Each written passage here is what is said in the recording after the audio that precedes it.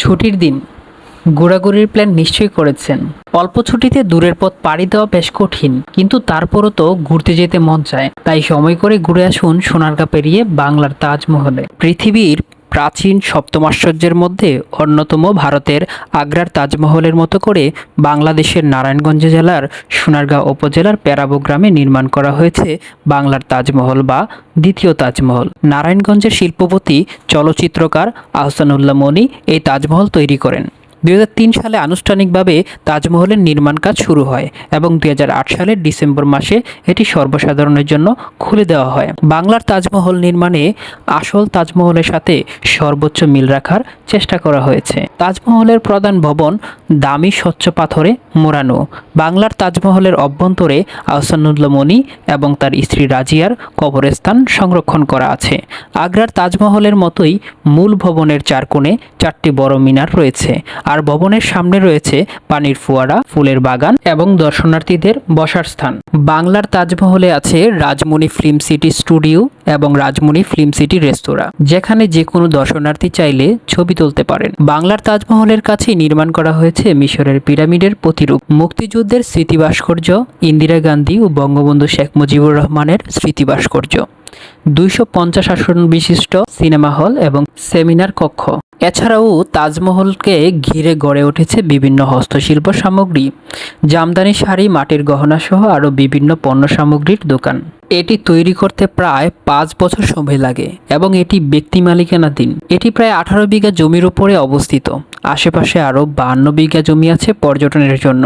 এখানে দেখা যাবে চারপাশে সুন্দর আর মনোরম পরিবেশ, হাজার হাজার নাম না জানা পাখির কিচিরমিচির করা বিকেল আপনার মন ভালো করে দিবে। তাজমহলের নির্মাণ কাজের জন্য ব্যবহার করা হয়েছে বিদেশি উপকরণ, যেমন 172টি কৃত্রিম ডায়মন্ড। ব্যবহার করা হয়েছে অত্যাধুনিক প্রযুক্তি।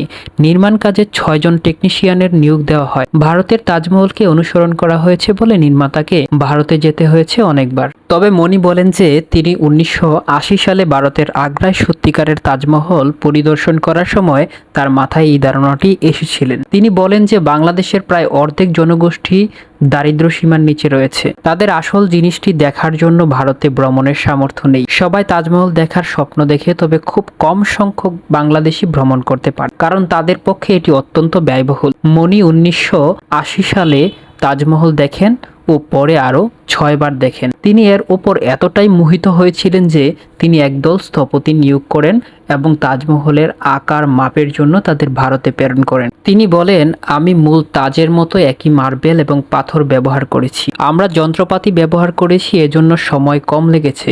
তা না হলে এটি সম্পন্ন করতে 20 বছর এবং 22,000 শ্রমিক লাগতো। এবার আমি আপনাদেরকে জানাবো সময়সূচি ও টিকেটের মূল্য। বাংলার তাজমহল প্রতিদিন সকাল 9টা থেকে সন্ধ্যা 7টা পর্যন্ত খোলা থাকে। তাজমহল এবং পিরামিডের প্রবেশ মূল্য একসাথে পরিশোধ করতে হয়।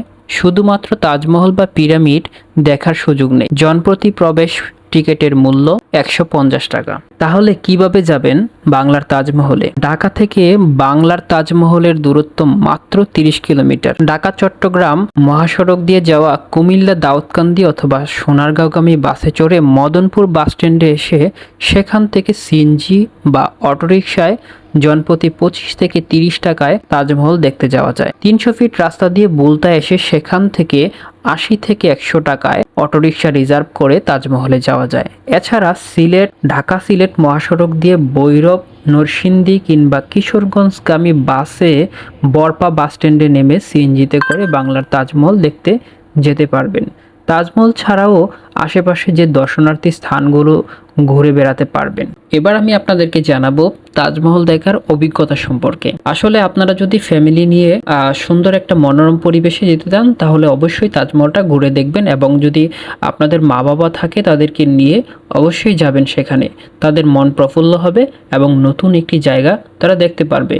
কারণ অনেকের মা বাবা দেখা গেছে যে একটা সময়ে তারা দূর দূরান্তে যেতে পারে না। সেক্ষেত্রে বাংলাদেশে আপনারা এই প্রতিবিম্ব অথবা তাজমহল দেখিয়ে আনতে পারেন। যাদের একটু ভয় পাওয়ার সমস্যা আছে, তারা কোনোভাবেই পিরামিডের ভিতরে প্রবেশ করবেন না।